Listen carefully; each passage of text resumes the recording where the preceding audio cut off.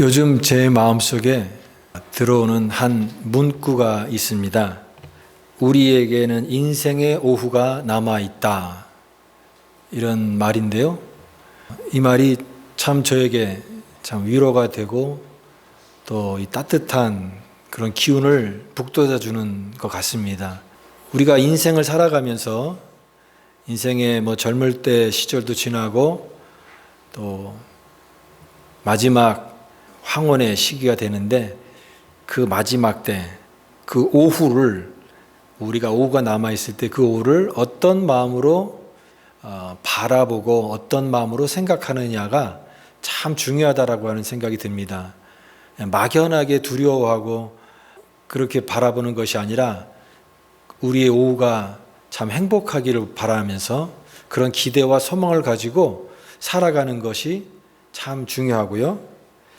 인생을 살아가면서 여러 시절에 느낀 행복, 또 괴로움, 기대 이런 모든 것들이 다 인생이라고 하는 이 내용 속에 다 점철되어 있지만 인생이라는 것은 결국은 한순간이 아니라 한 점이 아니라 우리가 살아왔고 또 살아가면서 길을 걷는 여정과 같은 것이고 그런 의미에서 그 여정의 마지막은 잘 마무리하는 것이 참 중요하겠다 하는 생각이 듭니다.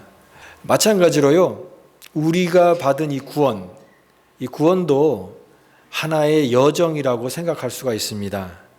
구원을 받은 것으로 끝나는 것이 아니라 우리는 구원 이후의 삶을 살아야 되는데 그것이 굉장히 중요한 것이라고 하는 것이죠. 오늘 우리가 이 마태복음 17장 말씀을 같이 봉독했는데요. 이 마태복음 17장은 16장, 그 앞에 나와 있는 16장을 배경으로 해서 이해를 해야 되는 말씀입니다. 예수님께서 이 제자들에게 가이사랴 빌립보라고 하는 지방에 가셨을 때 제자들에게 사람들이 나를 누구라 하느냐, 사람들이 엘리야라고 합니다, 또는 선지자라고 합니다. 그런 대답을 들으시고 예수님께서 그러면 너희는 나를 누구라 하느냐 이렇게 질문하셨습니다. 그때 베드로가 주는 그리스도시요 살아계신 하나님의 아들이십니다 라고 하는 그런 대답을 했던 그 내용이 이 마태복음 16장에 나와 있는 내용입니다. 베드로가 바른 신앙을 고백했는데 그 신앙 고백 이후에 예수님께서 십자가의 고난과 죽음에 대해서 얘기했습니다. 십자가의 고난과 죽음. 그 내용을 듣고 제자들이 굉장히 당황했습니다. 왜냐하면 그동안 자기들이 따랐던 예수님이 영광을 받으시고 예루살렘에서 영광을 받으시고 이제 메시아로서 승리할 것이다라고 하는 그런 기대와 소망을 가지고 주님을 여기까지 따랐는데 예수님께서 십자가에 죽으실 것이다, 고난을 받으실 것이다라고 하는 말씀을 하니까 이것이 제자들에게는 이런 사실을 받아들이기 어려웠던 거죠. 오늘 그 사건 이후에 일어난 내용이 오늘 이 마태복음 17장의 내용인데 여기 1절 말씀에 보면 엿새 후에 그런 내용이 나옵니다. 엿새 후에. 그러니까 예수님이 처음으로 제자들에게 내가 이제 고난을 받을 거다, 십자가에 죽을 것이다 라고 하는 내용을 제자들에게 알려주신 그 일 엿새 후에 일어난 일입니다. 성경에서 예수님의 어떤 행적과 사건들의 그런 기록들이 아무런 순서 없이 흘러가는 것이 아니라 이 사건이 흘러가는 그런 과정이 중요한 이유는 한 사건이 왜 일어나게 됐고 이 의미가 무엇인지를 그 전에 있는 배경으로서 이해를 해야 이 의미가 더 깊어지는 것입니다. 그래서 오늘 이 17장의 내용도 바로 그 16장에 나와 있는 예수님의 고난, 예수님의 십자가의 죽으심을 통해서 제자들이 굉장히 당황스럽게 받아들였던 그 사실 이후에 엿새 후에 이제 일어난 사건입니다. 예수님께서 제자들을 데리시고 이제 산에 오르셔, 높은 산에 오르셨고요. 그런데 그 산에 오르셔서 저희들 제자들 앞에서 예수님이 변형됐다, 몸이 변형된 그런 모습을 보이신 것입니다. 그래서 우리가 이 사건을 흔히 변화산 사건이라고 얘기하죠. 변화산 사건. 예수님의 몸이 변화됐는데 그 변화가 옷이 휘어져서 광채가 났고 그 광채가 너무 찬란했기 때문에 제자들이 그 장면을 보면서 너무나 놀랐고 또 예수님이 모세와 엘리야, 구약 성경에 나와 있는 율법을 대표하는 모세, 또 선지자를 대표하는 엘리야, 이런 구약의 인물들과 대화하시는 것을 제자들이 보게 되었고 또 그리고 하늘에서 음성이 들리기 시작한 그 사건, 이 사건이 변화산 사건의 내용입니다. 그러면 오늘 이 사건이 주는 의미가 예수님이 공생의 기간 동안에 일어났던 사건 중에 가장 중요한 그런 사건이라고 말할 수 있는데 이 사건이 주는 오늘 우리에게 주는 의미가 무엇인가, 이 말씀을 생각하면서 오늘 우리가 은혜를 받기 원합니다. 제자들이 예수님을 3년 동안 따라다녔습니다. 우리가 생각할 때 예수님을 3년 동안 따라다녔으면 이제 그들의 믿음은 어땠을까요? 이제 믿음이 더 굳세어지고 예수님께 많은 걸 배웠고 또 예수님이 행하는 일들을, 기적과 어떤 그런 놀라운 일들을 보면서 그들은 예수님을 정말 잘 믿었겠죠. 그러면 예수님을 믿는 그 믿음이 100% 완전한 그런 믿음까지 되었을 거라고 우리는 생각할 수 있습니다. 그러나 사실은 그렇지 않았다는 겁니다. 3년 동안 따라다녔지만 그들의 믿음이 아직까지도 부족한 부분이 굉장히 많았다고 하는 사실을 우리가 알 수가 있는 거죠. 아직 그들에게는 예수님의 죽으심의 십자가의 경험이 남아 있습니다. 그런 걸 받아들일 수 없는 그런 일들이 지금 앞에 있는 것입니다. 그리고 예수님께서 죽음 이후에 부활하시고 또 부활 이후에 예수님이 승천하시고 성령의 강림의 역사가 일어나서 교회가 시작되고 그 교회를 통하여 이방 세계를 향한 선교의 문이 열리는 이와 같은 하나님의 놀라운 역사들이 이 제자들이 걸어가야 될 신앙의 여정 속에 있는데 이것을 그들이 감당할 만한 그런 준비가 되지 않은 그들의 모습이 있었다라고 하는 거죠. 그러니까 예수님을 3년 동안 배웠지만 그게 다 배운 게 아니라 어떤 의미에서는 이제 시작에 불과하다. 예수님을 따르는 그 제자의 삶이 완성이 아니라 이제 시작에 불과하다라고 말할 수 있는 것이죠. 오늘 우리의 모습도 마찬가지, 우리의 신앙도 마찬가지입니다. 여러분, 우리의 신앙과 믿음은 한순간에 완성되는 것이 아닙니다. 그 이후를 살아가면서 우리가 구원으로 끝나는 것이 아니라, 한번 구원받은 것으로 끝나는 것이 아니라 구원 이후의 삶의 여정이 있고 구원 이후의 삶을 많은 과정을 통해서 많은 경험과 또 많은 훈련과 또 우리 과정을 통해서 우리의 믿음이 자라가고 성장하고 완성되어져 가는 그 과정이 남아있다라고 하는 것입니다.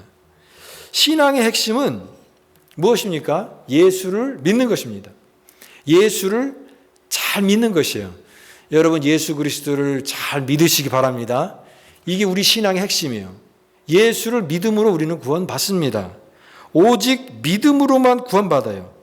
예수를 나의 구주로 믿는 고백의 순간, 그 순간에 구원이 이루어집니다. 그러니까 구원은 즉각적인 겁니다.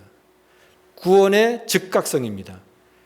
내가 예수 그리스도를 나의 구주로 믿습니다 라고 고백하는 그 고백이 진실한 고백이 되는 순간 그 고백을 통하여서 구원이 이루어지는 겁니다. 사람이 마음으로 믿어 의에 이르고 입으로 시인하여 구원에 이르느니라. 로마서 10장 10절 말씀. 그러니까 구원은 즉각적인 것이죠. 그러나 구원은 모든 것이 내가 구원받았다라고 하는 그 순간으로 이제 신앙이 모든 게 다 완성된 것이 아니라 말씀드렸던 것처럼 구원 이후의 삶이 남아있다라고 하는 것입니다. 구원 이후를 살아가야 되고 구원으로 끝나는 것이 아니라 우리는 구원 이후의 삶을 살아가야 됩니다. 그러니까 예수 믿는다라고 하는 것은 이제 막 첫걸음에 불과할 뿐입니다. 이제 막 첫걸음을 떼는 것이에요. 그래서 점진적으로 우리의 구원의 완성을 향해서 계속해서 앞으로 나아가고 전진해 나가는 그런 과정들이 필요하다라고 하는 거예요. 나는 교회 다닙니다. 주님, 나는 교회 잘 다니지 않습니까? 여러분, 그것만으로 우리의 신앙이 다 된다라고 생각할 수 없습니다. 나는 종교 생활을 하는데 그것으로 여러분 만족할 수 없어요. 그거는 출발점이라고 하는 거예요. 그 이후에 믿음의 삶을 계속해서 살아가야 됩니다. 희미한 믿음에서 뚜렷한 믿음으로 가야 되고요. 또 모호한 신앙에서 분명한 신앙으로 전진해 가야 됩니다. 이제는 거울로 보는 것 같이 희미하나 그때는 얼굴과 얼굴을 대하여 볼 것이요. 이제는 내가 부분적으로 하나 그때는 주께서 나를 아신 것 같이 내가 온전히 알리라. 이런 신앙이 모호한 것이 아닙니다. 그럼 물론 모호하기 시작하고 또 여러 가지 의심 속에 시작하고 또 희미한 그런 믿음이 있다 할지라도 그 상태에서 머무는 것이 아니라 앞으로 나아가는 겁니다. 그래서 온전히 아는 그 신앙까지 계속해서 나아가는 거예요. 구원 이후에 믿음이 되어야 된다라고 하는 것입니다. 오늘 본문에 보니까 예수님께서 엿새 후에 예수님이 십자가의 고난을 예고하시고 제자들에게 그 얘기를 하시고 나서 엿새 후에 제자들을 데리시고 높은 곳에 올라가셔서 몸이 변화되셔서 영광의 몸을 보여주신 그런 내용입니다. 그런데 그 영광의 몸이 변형됐는데 오늘 2절 말씀 보십시오. 그들 앞에서 변형되사 그 얼굴이 해같이 빛나며 옷이 빛과 같이 희어졌더라. 예수님이 변화됐는데 그 변화된 모습이 해같이 빛났다. 얼굴이 해같이 빛나고 옷이 빛과 같이 희어졌더라. 이거는 인간의 언어로 설명할 수 없는, 표현을 다 담아낼 수 없는 그런 신적인 변화를 이 제자들이 경험했던 것입니다. 이것은 주님으로부터 나오는 이 강력한 빛은 영광의 광채와 같아서 감히 인간이 범접할 수 없는 하나님의 거룩한 신성, 이것을 보여주고 있는 그런 내용이라고 하는 것이죠. 또 이제 구름 속에서 들려진 음성을 듣게 됩니다. 그 음성이 5절 말씀에 나오죠. 말할 때에 호련히 빛난 구름이 그들을 덮으며 구름 속에서 소리가 나서 이르되 이는 내 사랑하는 아들이요 내 기뻐하는 자니 너희는 그의 말을 들으라 하시는지라. 이는 내 사랑하는 아들이요 내 기뻐하는 자니 너희는 그의 말을 들으라. 하늘에서 이 구름 속에서 그 음성이 들렸는데 여러분 그 하늘에서 들리는 그 음성을 들을 때 제자들이 느꼈을 그런 놀라움, 그 엄청난 그런 당혹감을 생각해 보면 너무나 놀라운 사건인 것이죠.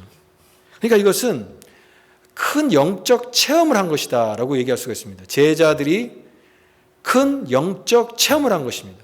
그러면 우리가 질문해야 되는데 그러면 왜 예수님이 고난을 얘기하시고 나서 엿새 후에 이 변화선의 사건이 왜 존재하느냐, 왜 예수님은 이 변화선에 자기 몸을 변형시키고 또 변화시켜서 또 하늘의 음성을 듣게 하시는 그 목적이 무엇일까? 그것은요, 제자들에게 믿음의 확신을 심어주기 위해서 이런 일들이 일어났다라고 하는 것입니다. 신앙은요, 이론이 아닙니다. 신앙은 체험입니다. 체험. 내가 삶에서 머릿속으로 하는 주님이 아니라 그 주님을 내 삶 속에서 만나는 것이고 그 은혜를 경험하는 것이에요.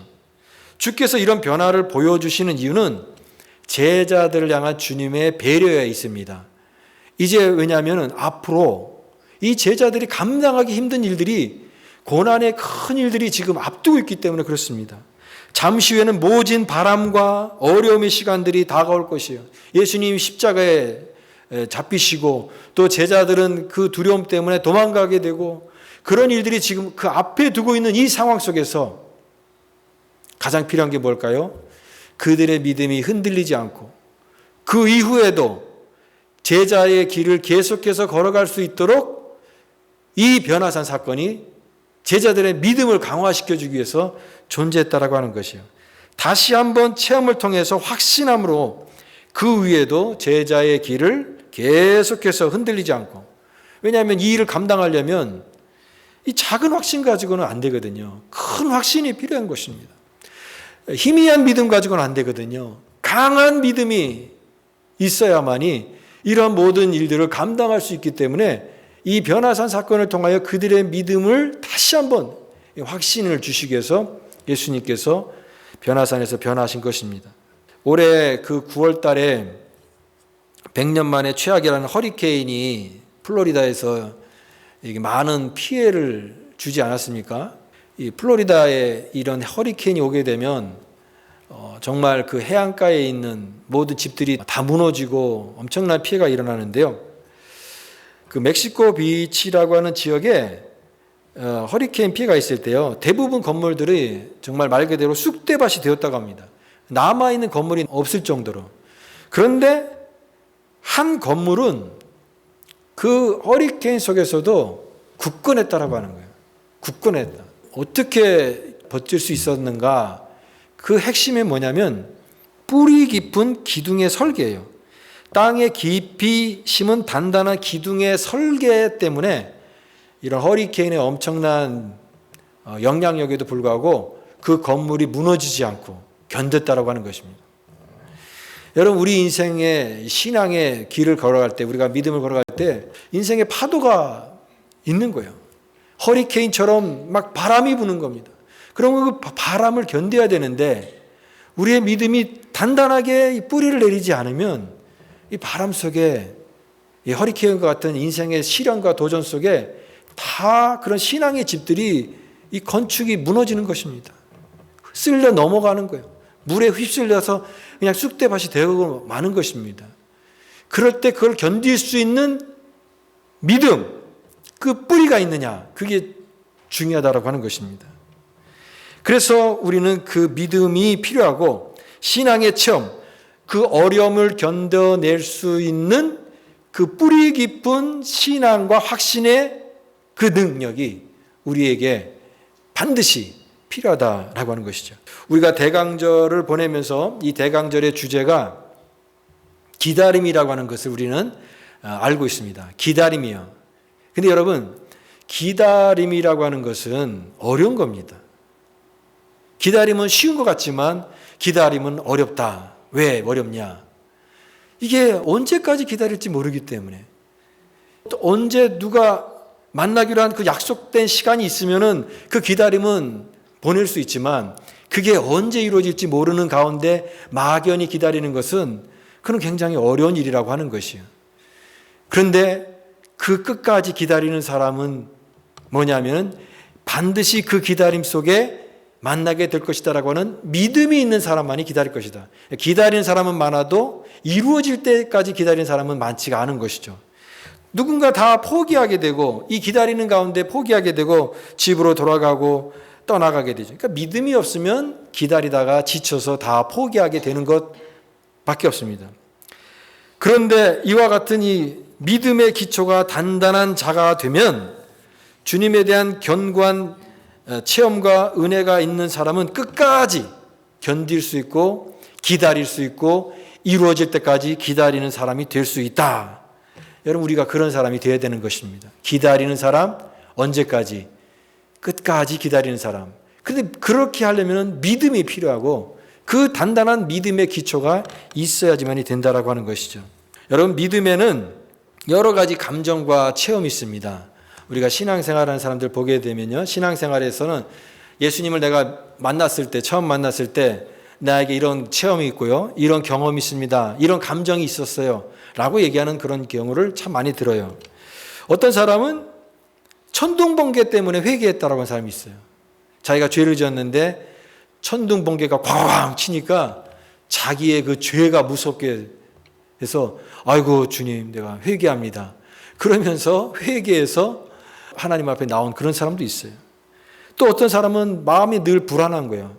뭔가를 해도 자꾸만 불안하고 두려워하는데 어느 날 하나님의 말씀을 읽으면서 또 말씀을 들으면서 두려워하지 말라, 염려하지 말라, 내가 너와 함께 하겠다. 그 하나님의 말씀이 자기의 마음속에 선명한 위로가 되어서 그때 그 평안을 찾았고 정말 내 마음속에 하나님 주시는 안정감과 은혜를 누리게 되었다. 그거 하면서 하나님 앞에 나오게 된 그런 사람도 있어요. 또 어떤 사람은 인생의 고통 속에서 너무나 힘든 인생의 고통을 견디지 못하고 몸부림치다가 정말 하나님의 손길을 붙잡으려고 막 몸부림치다가 주님 나를 좀 붙잡아 주세요. 그런 절망의 그 순간에 하나님 의지하는 그런 것을 통해서 하나님 앞에 체험을 하는 그런 사람도 있던 거죠. 우리가 주님을 이미 믿고 있는 우리도 우리가 살아가면서 여러 가지 감정과 체험을 통해서 그전에 내가 알고 있던 주님과는 또 다르게 새롭게 주님을 경험하고 체험할 수도 있다라고 하는 것입니다. 오늘 이 본문에 나와 있는 이 제자들도 그들의 감정과 체험이 여러 가지 오늘 나타나고 있는데요. 처음에 그들이 주님의 그 영광, 주님이 영광의 몸으로 변화된 그 모습을 보면서 그들에게 찾아왔던 감정은 뭐냐면 그 영광을 감격한 것입니다. 그래서 오늘 여기에 4절 말씀에 보니까 베드로가 이렇게 얘기합니다.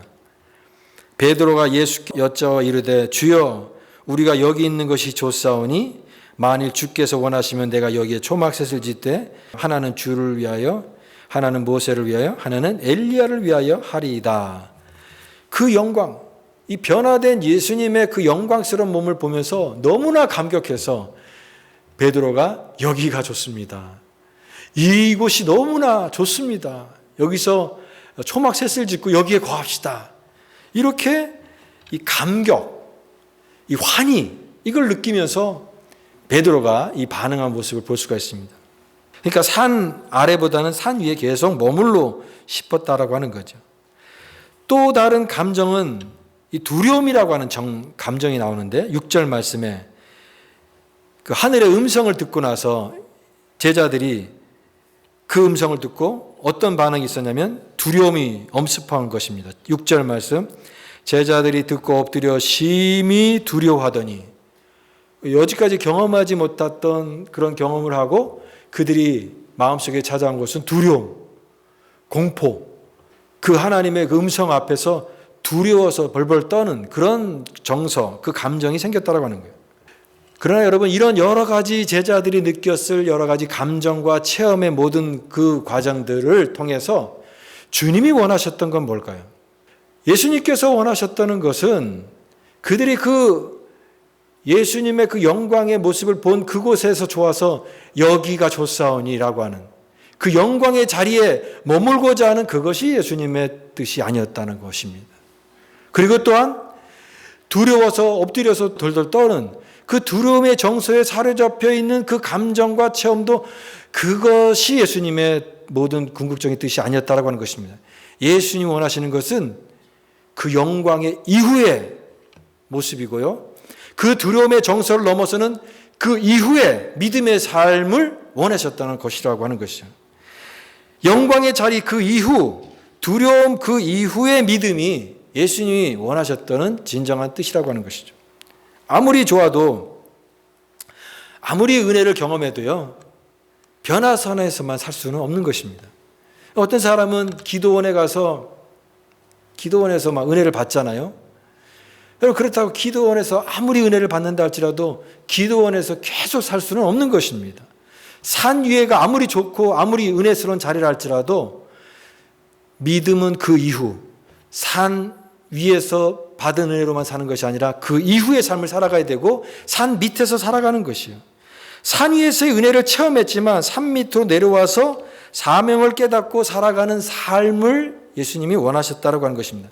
여러분 영적인 체험은 그것이 그 자체로 끝이 아니에요.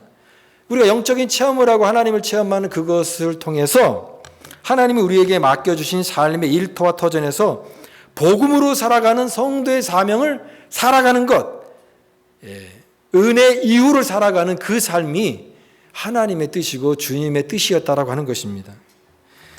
이 세상에 많은 일들이 지금 일어나고 있어요. 지난주에 이런 계엄 선포가 되었고 또 대통령 탄핵이라고 하는 엄청난 일들이 지금 일어나고 있었습니다. 대한민국의 헌법, 대한민국 민주주의와 헌법 질서가 흔들리고 정말 많은 사람들이 혼란스럽고 또 이후의 과정들도 많은 갈등을 풀어나가야 될 그런 일들이 우리 한국 역사에 남아있는 그런 시점입니다. 근데 이런 모든 과정들을 지켜보면서 우리에게 선명하게 깨닫는 것은 하나는 이런 모든 역사의 그런 변화와 과정들이 우리의 신앙과는 무관한 것이 아니라고 하는 것입니다. 여러분, 신앙은요, 세상의 고통에 관심을 기울이는 것이에요.